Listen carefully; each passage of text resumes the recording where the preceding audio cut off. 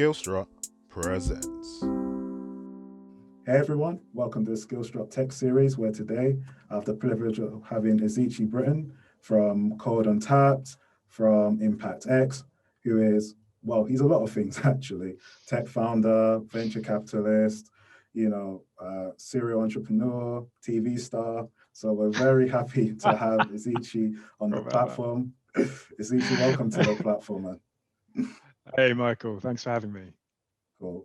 Awesome. So we're going to deep dive into all the things I've said. But first of all, let's talk about programming credentials, because you did start off as a developer. So it'd be good for us to know a bit about your programming credentials. What was your first Hello World? Talk to us about your programming journey.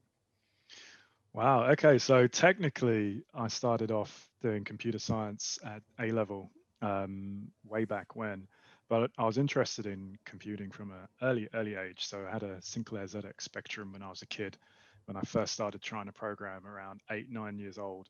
But thing is, back then, there wasn't much internet at all, didn't exist. And all you had were dry textbooks that tried to teach you how to program. And as an 8-year-old, trying to learn to code Hello World in BASIC on the Spectrum from a textbook, it's not much fun.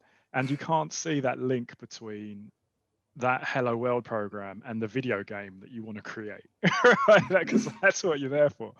So that was an interesting start, but it kickstarted my love for video games, actually.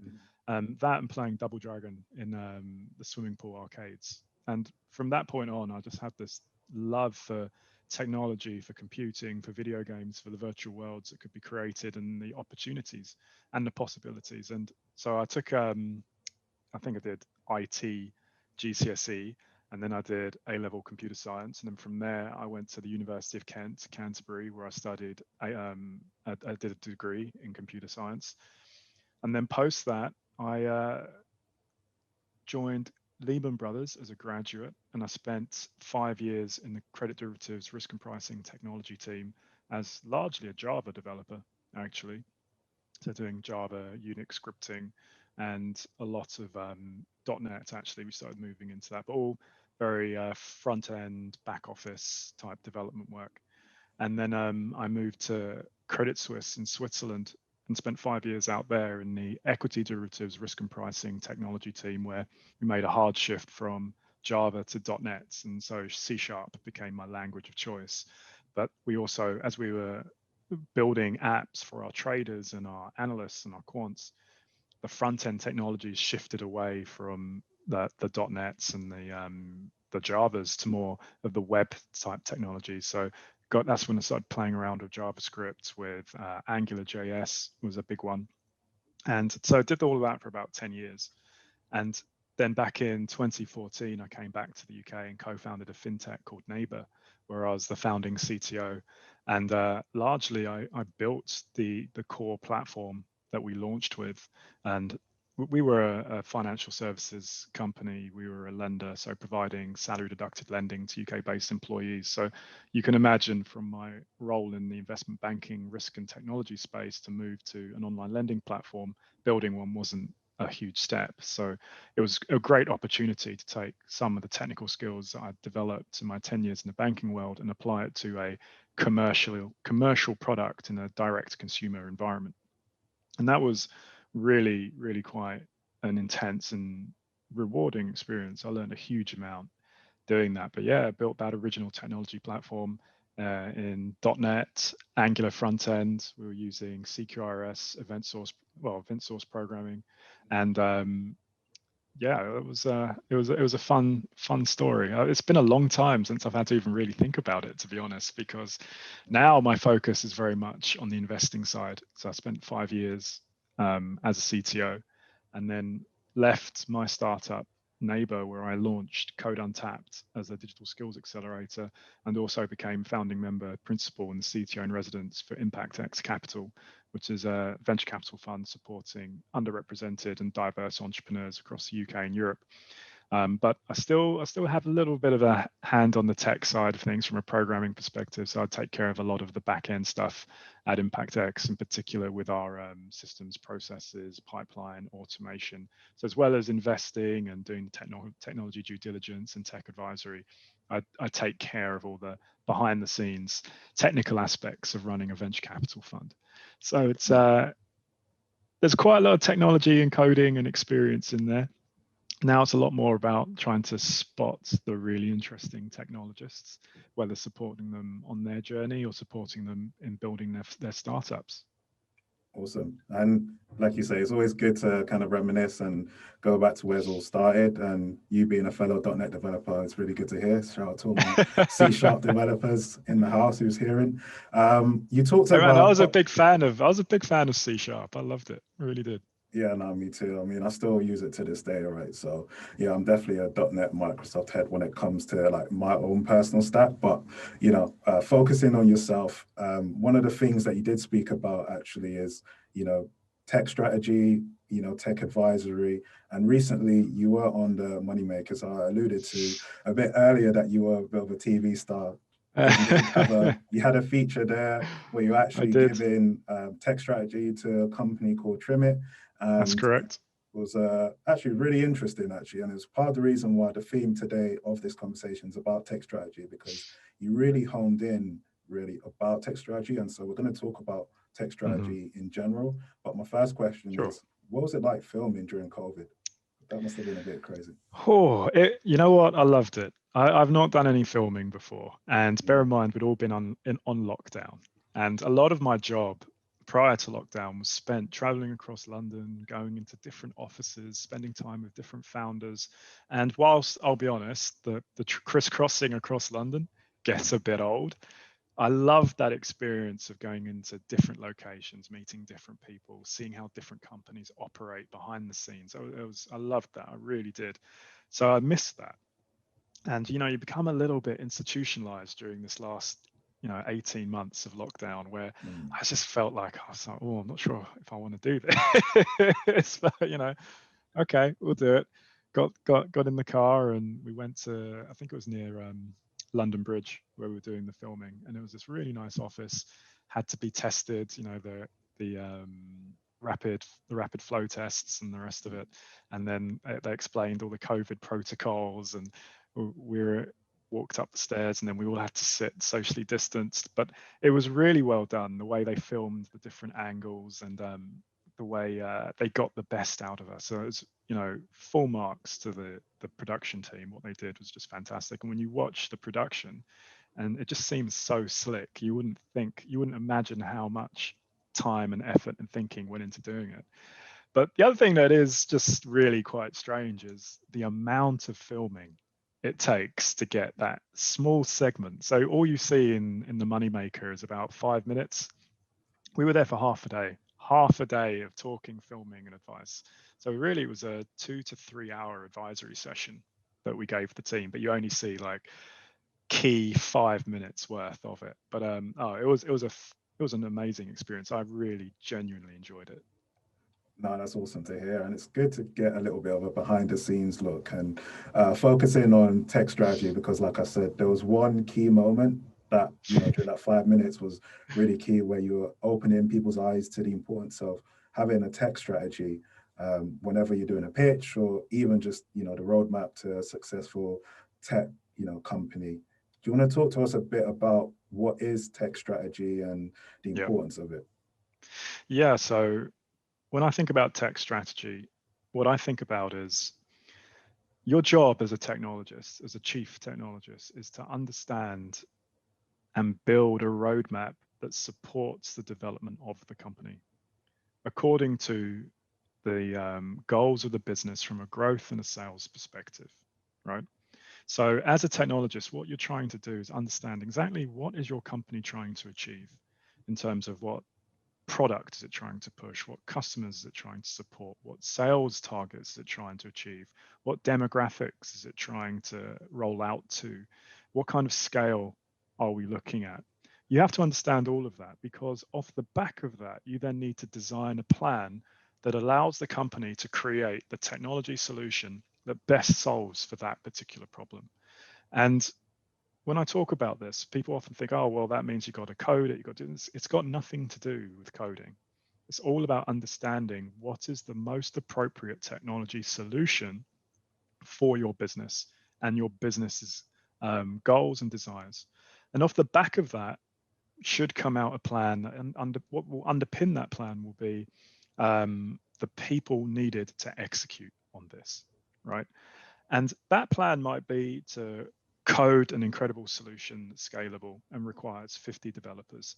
Or it might be to buy a solution off the peg and do some integrations, some customizations that might require 10 developers, but a series of BAs, testers, analysts, project managers, and the rest of it.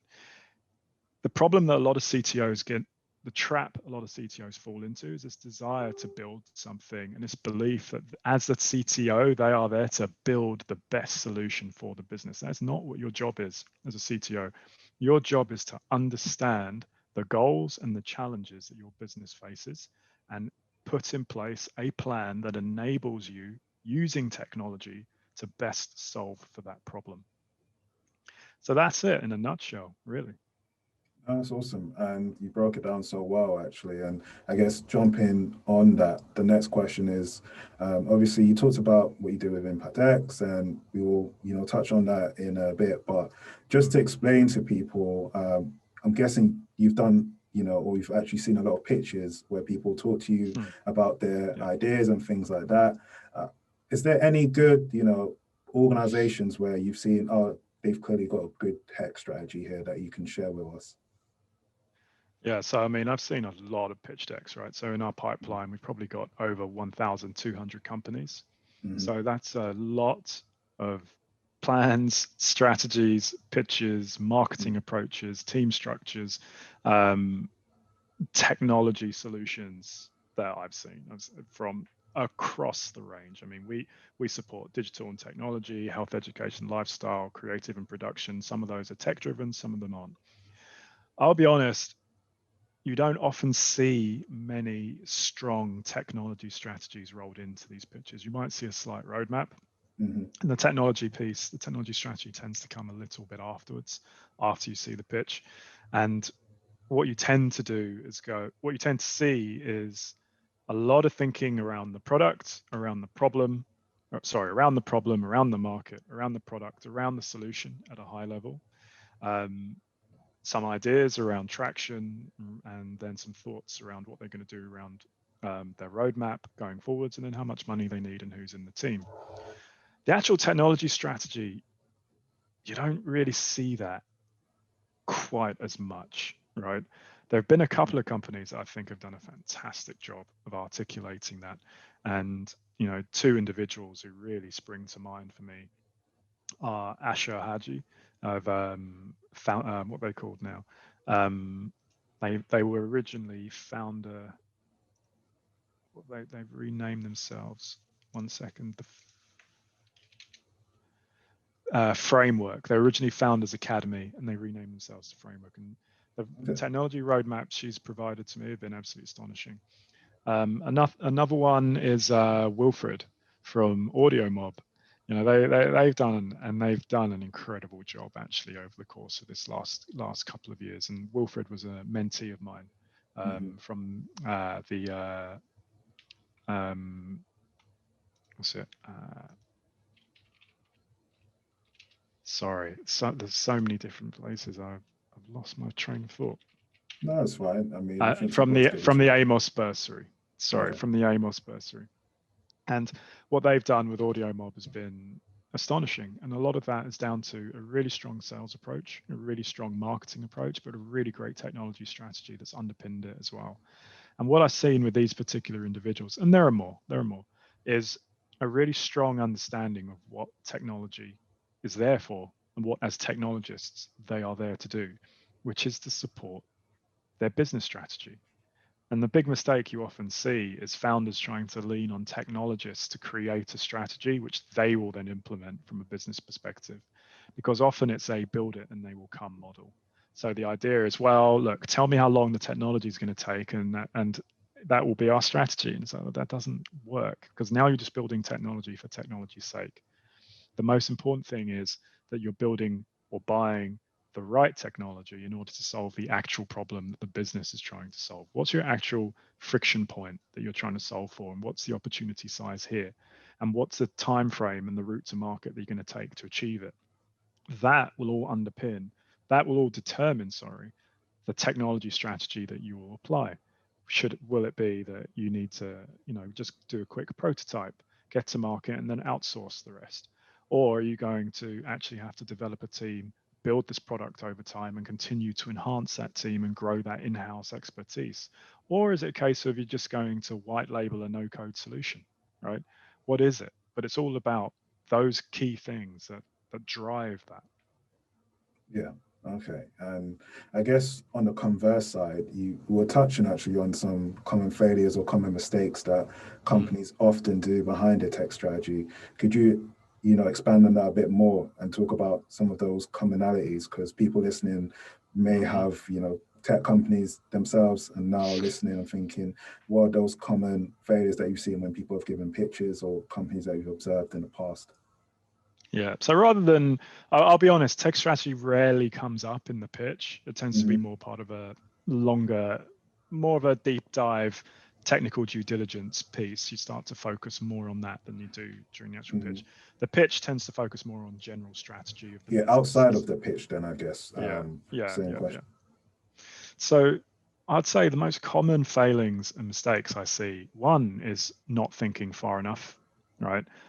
Maybe you're only thinking 3 to 4 months. And that was one of the key things that you saw in the Moneymaker when we were focusing on their strategy, which was, my key questions to them were about volume, right, and capabilities over the course of the next 12 months. And realistically, they had a roadmap of 3 months, and they couldn't effectively plan. And that was their key driver. The key instruction from me to them was really think about what's your long-term roadmap.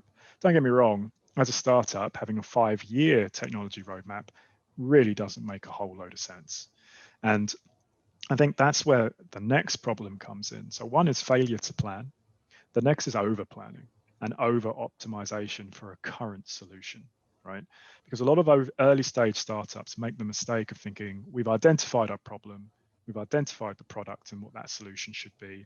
Now I need to build a scalable solution to that. So I need to spend a ton of time, money, and effort getting this solution to market. So they do, and they burn all their angel cash, they burn their friends and family, they burn their seed round trying to build this core prototype to get this thing to market. They get to market, they start trying to sell. And as soon as they start trying to sell, they realize they didn't have the right solution, or that their client base is wrong, or that they misunderstood the actual core problem, and now they have to pivot. Guess what? Now you've got to rebuild your solution because it wasn't fit for purpose, right? You were solving the wrong problem because you didn't know what the problem was, right? At this point, you now have to raise a lot more money from either existing investors or new investors to try to build your second prototype to solve the new problem. And this is where things start to get really, really tricky. Next big issue I see is build versus buy, and the propensity to try and build everything. Because most CTOs and startups tend not to be experienced executives. They tend to be developers. I was a developer who have taken on that role of CTO. And it's a great thing to do because they're close to the technology, they're close to the code, they're hungry, they're ambitious, and they're used to getting their hands dirty, which in that very, very early stage, you need, right? Longer term, that shouldn't be the case, but early, yeah, absolutely. You need people who can get involved. The problem is people with that skill set tend to focus purely on build because that's what they know, that's what they're good at. And that takes you down a whole pathway of recruitment, of retention, of training, of building the solution, which again leads you to that same first problem of potentially over optimizing for a solution that isn't solving the right problem. Ostensibly, the other approach that I see, and then another problem, is when startups then decide to outsource everything. They go, we're just going to outsource. And two things tend to happen. One, they'll go to an agency that is well regarded, but extremely expensive. And they will spend an absolutely ludicrous amount of money getting their prototype to market, which then comes into all the same problems I just described at the beginning.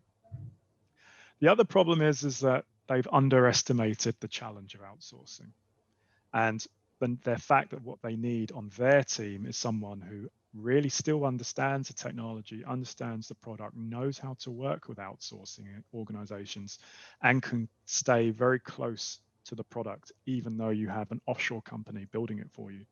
Because then what naturally starts to happen is the offshore companies start to go down the wrong direction, product starts to take longer than you expected, maybe they're not building the right features, and then that feedback loop just doesn't exist because you don't have that closeness of having a directly integrated technology team to just turn around and say, look, I need this changed, I need this changed, I need this changed.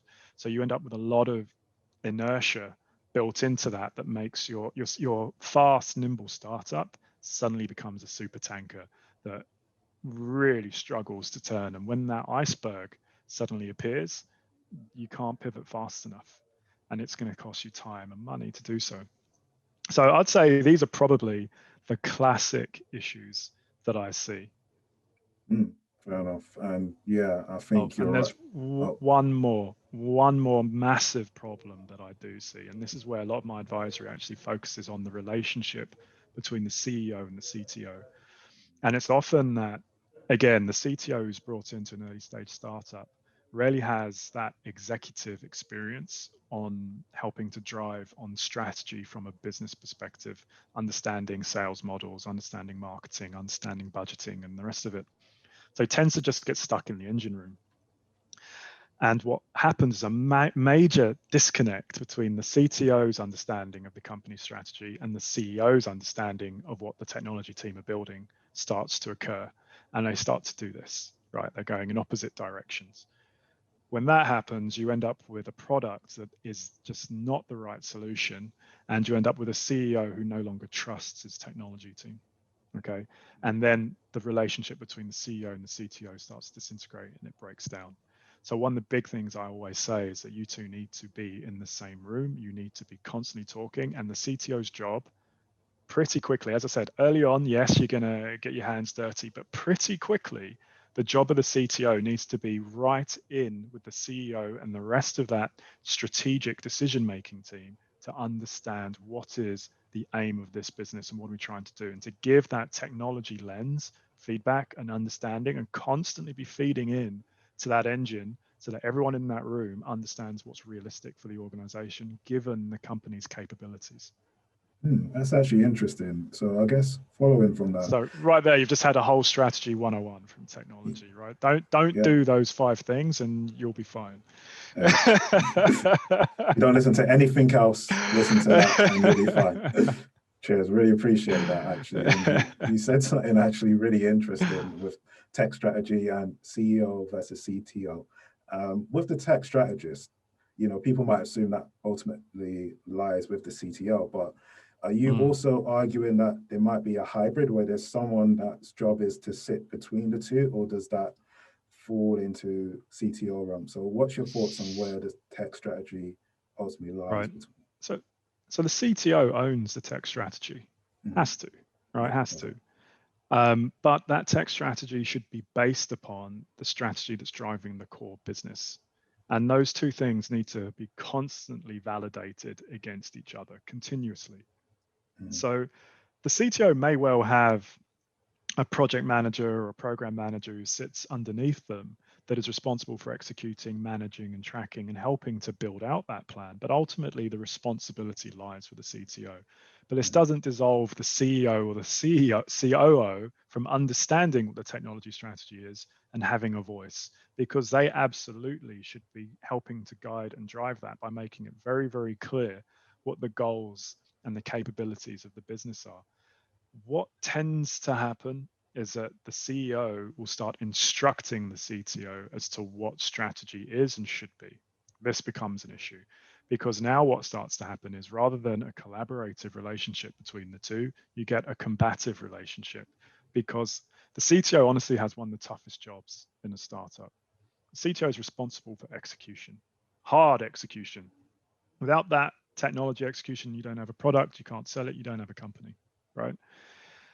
But at the same time, they are restrained by core constraints of the team, which is capability, knowledge, manpower, time, right?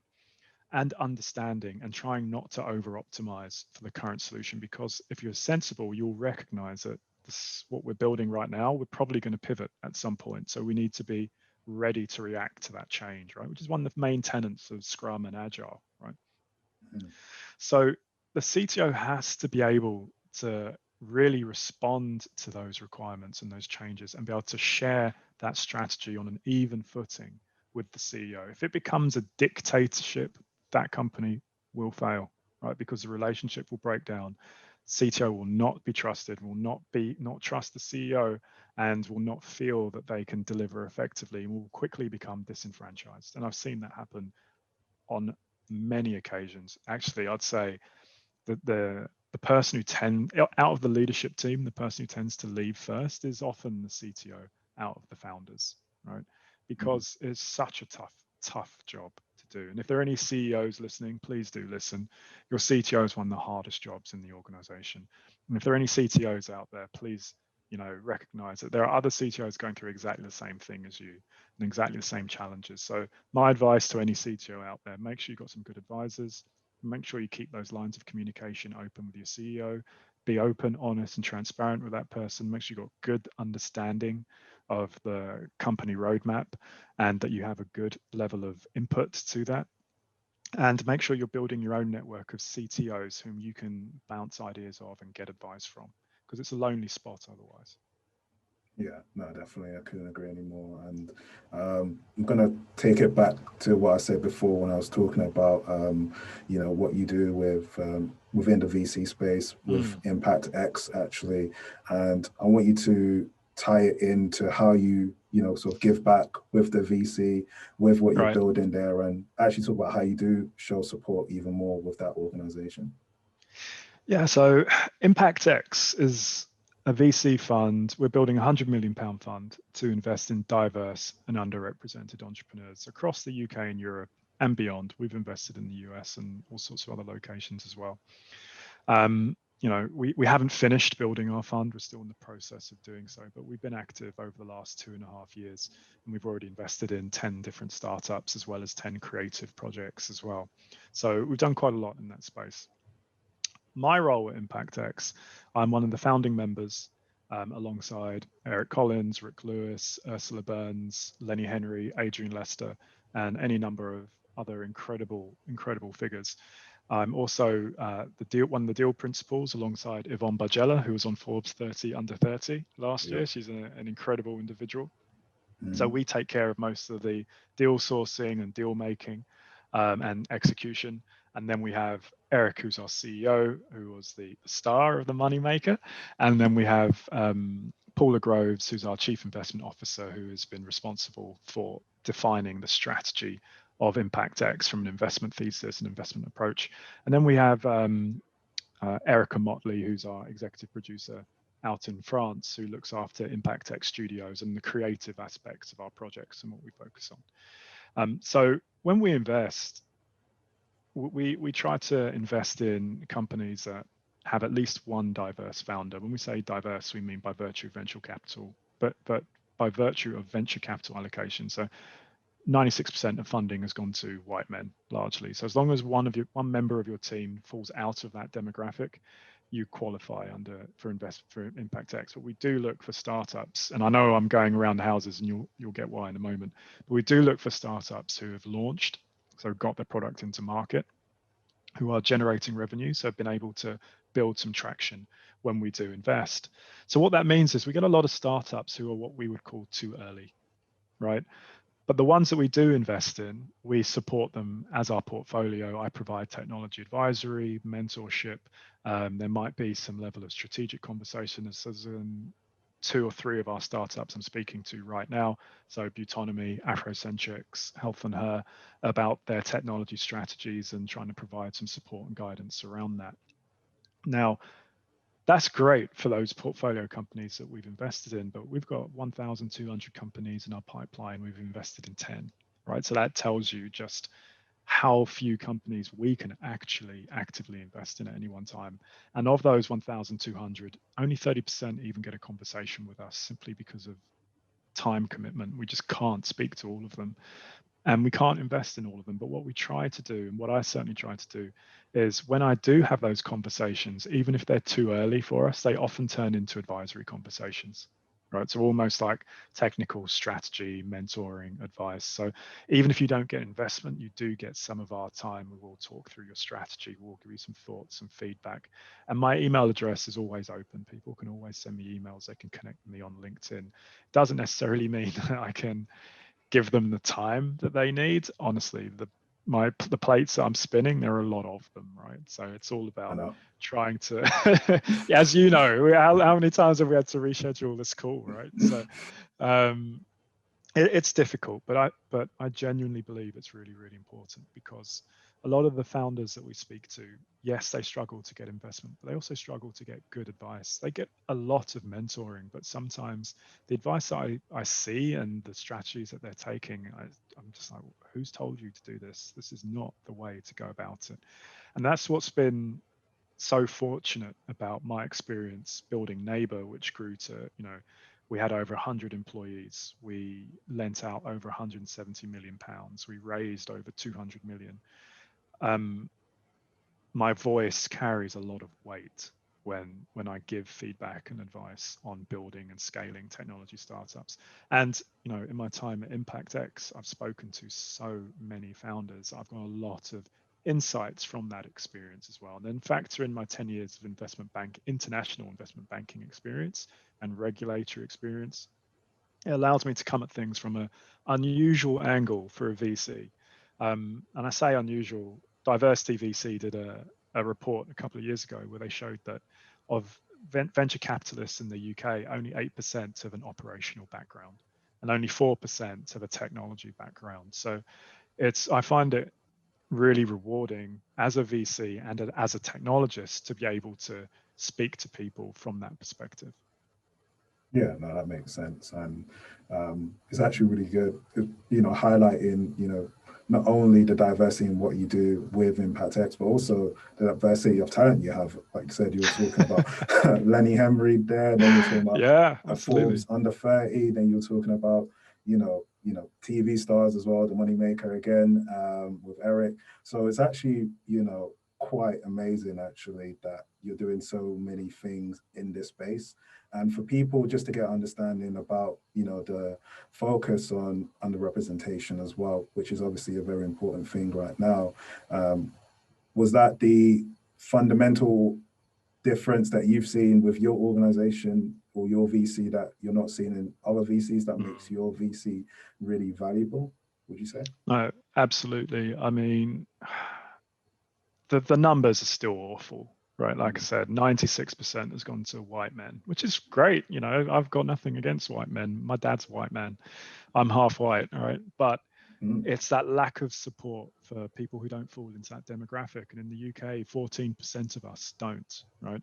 And that's just from a racial perspective. 50% of the country are female, right? So that lack of diversity and lack of opportunity is the thing that I find fundamentally unfair, right? If we think about it, and it's a phrase that we like to use, ability is equally distributed. We know this. There are smart people, irrespective of what demographic you come from, but opportunity clearly isn't, right? Those opportunities to excel just aren't there if you're not from certain backgrounds. And to be frank, if you're Black, it's even harder, right? I think it was Extend VC, run by Erica Brodnock. They did a report that shows that 96% of venture capital goes to white men, but 0.2% goes to Black men. And I tell you now, it's even worse if you're a Black woman. 0.02% goes to Black women. Wow. That is a shockingly low number, right? So what we do is really important. And actually, Gary Stewart, who's just launched Founder Tribes, his website has a really interesting page which lists and ranks all the venture capital funds in the UK and Europe that have invested in Black founders. And within 2.5 years, ImpactX is number 3 on that list. 3 on that list within 2.5 years. That's unbelievable. Now, it's on one hand, I'm super proud that we've been able to do that in such a short period of time, but I'm also extremely, extremely disappointed that we've been able to do that. That just shouldn't be the case. It shouldn't even be an issue, but it still is, right? So, there's a really important report on, I think it was the top 100 BAME startups have contributed to, or BAME businesses have contributed to the UK economy. And I think the number is about £76 billion have been contributed by these top 100 businesses. Mm-hmm. But in that list, only one of them was a black man. One out of that top 100, and that was the founder of World Remit. And that's a unicorn that does about 96 million or 86 million in revenue a year. That's what you have to achieve to get into that list as a black man, and there's only one out of 100 that had done that, right? So, and yet I think if you look at demographics of people who start businesses, the number of black founders who start businesses is higher than almost any other demographic. So what happens? Is it that we just have terrible ideas? Is it that we're just bad at execution? Can that possibly, honestly, really be the answer? There is a massive gap there, which comes about through all sorts of reasons. We talk about social unconscious bias, et cetera, but fundamentally it comes down to the pattern matching, the filters, and the social capital that certain demographics carry, and the weight that allows them to just do more with less, right? And that's part of the problem. When I say do more with less, I mean do more with less effort, in regards to who gives them a chance, who's willing to take a bet because they have XYZ social network, because they went to school with X, because they had a job in Y, because they grew up with Z, right? And that's just so fundamentally unfair. Are we saying that these are the only people who are capable of succeeding? No, I think that's ridiculous. So that's why ImpactX exists, and that's why there's so many other funds like ours up and coming at the moment. When we talk about Cornerstone, when we talk about Good Soil, when we talk about Harlem Capital in the US, and when we talk about some of the groups that are appearing in 10 by 10 VC, et cetera, and the list is growing and growing and growing. And it's because, this is a problem that needs to be solved. And ultimately, there's a financial reward for it as well, which is that these are undervalued, underpriced founders. They're great deals to be had, and they have every chance to succeed if people believe in them. So not only do you do a social good, but you make a financial reward as well. So why wouldn't you do it? And the fact that they're not doing it, at least it means we get first crack, right? We get first chance at being able to solve this problem over everybody else. Yeah, sounds like a win-win to me, actually. So, yeah, no, it makes perfect sense. And you glossed over some of the requirements. Obviously, it's still a VC, right? So just if you can just highlight, for people who are like, oh, can I invest in, or can I do a pitch for ImpactX? What are the requirements for that to happen? Right. Well, anyone can apply, right? We have an open process. So we believe in the power of a cold intro. Obviously, warm intros happen. It's just the nature of the game. But through the ImpactX website, so impactxcapital.com, there's a For Entrepreneurs link where you can go to our intake form and you can apply for funding. But what we genuinely do look for in startups is a great team, great concept, strong market opportunity, but we also do look to see that you've been able to execute. So you've been able to get your prototype to market and actually build something, whatever that happens to be, and that you've been able to generate some form of revenue, some form of traction. While some funds out there will put a hard limit and say we need to see at least $1 million in annual revenue, we don't have that number. We want to see the pathway though. We want to be able to look at your business and go, right, yes, we can see how with support you can get to $1 million, how you can get to 10 million, how you can get to 25 million, how you can get to 100 million. We can see that. You do need the scale, you do need the support, you do need help with scale, you do need advice, et cetera. That's fine, as long as we can see that opportunity. But we absolutely need to see that level of traction to begin with, because we're not an angel fund, we're not an SEIS or EIS fund.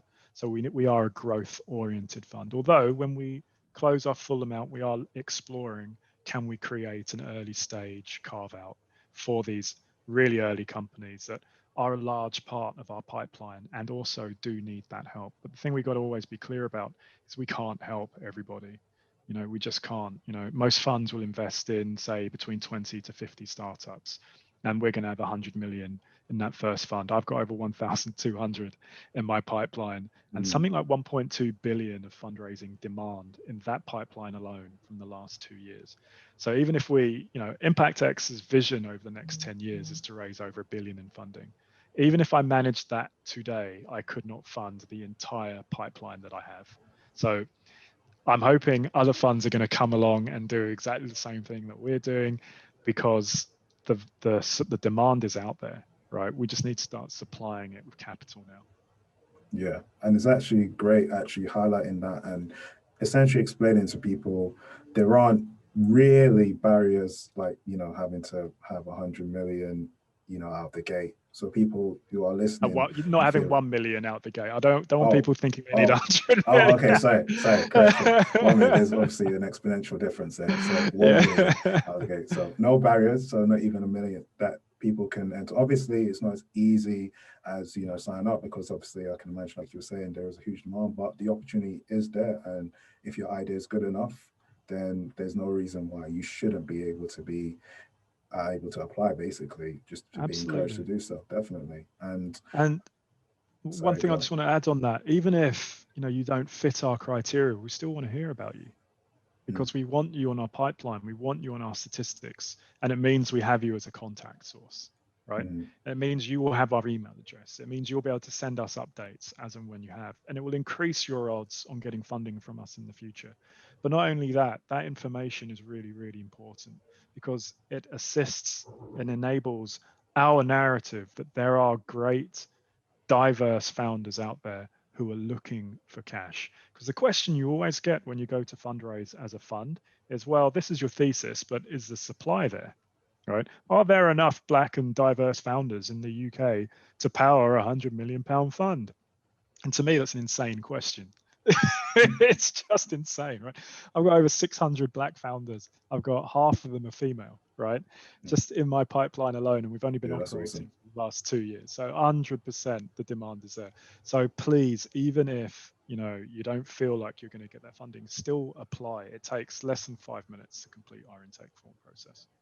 Awesome. And moving on to another topic, we've talked about basically two passions here from you. We've talked about finance, and we've talked about technology development, and one thing, you know, part of your many hats is Code Untapped, and I wonder if you can explain that to the people, what that is and the kind of things that you lot do.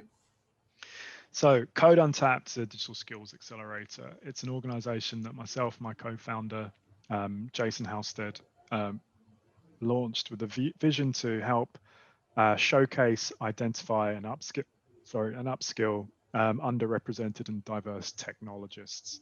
And so what do? We do a series of things, a lot of activities around coding workshops, around hackathons and innovation labs. We're also partnering with another organization, which is named Code Untapped Partners, which helps us to actually place individuals into tier 1 organizations as well. So we do quite a wide range of activities, but a big thing that we're doing is we're going to be doing it may well have already been publicized by the time this goes there, but, you know, a workshop with Google in the summer all about the road to being a Google engineer. And that's really important for us, because I think it's so critical that people from diverse backgrounds find their way into top technology companies, because you guys are going to be helping to direct the future, right? Software is eating the world, and all the most valuable, most powerful companies today are all software and technology businesses. So I think it's absolutely critical that people with a diverse lens, diverse viewpoint, are involved in building, creating, and directing these companies. Yeah, no, definitely. And actually, one of the more interesting things you've done recently is try and get insights into you know, the kind of things people are doing when it comes to these tier one organizations. And we were talking about the power of no and trying to flip that before. And I wonder if you can talk about those insights and discuss like the power of like overcoming that no barrier. Yeah, absolutely. I'm really glad you mentioned that. So one of the things we'll be talking about at this Google event is really that fear of no, right? The journey to becoming an engineer in some of these organizations. And one of the things that came out as we were talking to Google was that no is a very common thing for them. You know, people will apply for a role, they don't quite hit the bar, and they get a no. But that's not the end. Google expects you to take that no as feedback, right? It's part of that try, fail, try again, or try, fail, learn, try again feedback loop. So when Google says no in an interview, really what it is you didn't quite make it. Here's some feedback, improve, get stronger, come back, try again later, right?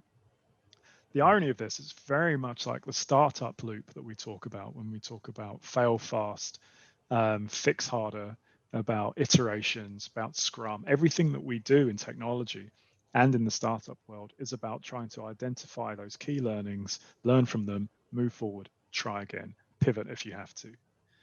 And yet most people, and myself included, have never applied more than once for a job. And in fact, on our website, on our LinkedIn page, so if you go to our Code Untapped LinkedIn page, we started doing a lot of polls around some of these interesting questions. And the key one was, how many times have you applied for a role at one company? And we asked once, twice, three times, more than three times. Overwhelmingly, 63% of people have only ever once applied for a role. So what that says is that for some of these top technology companies where no is just a part of the recruitment process, there's a massive percentage of people who are largely from our demographic who, even if they have the nerve to apply in the first place, will get a rejection and will never try again. And then we look at these companies and we look at their demographic makeups and we wonder why they're not more diverse. This is a key part of the reason.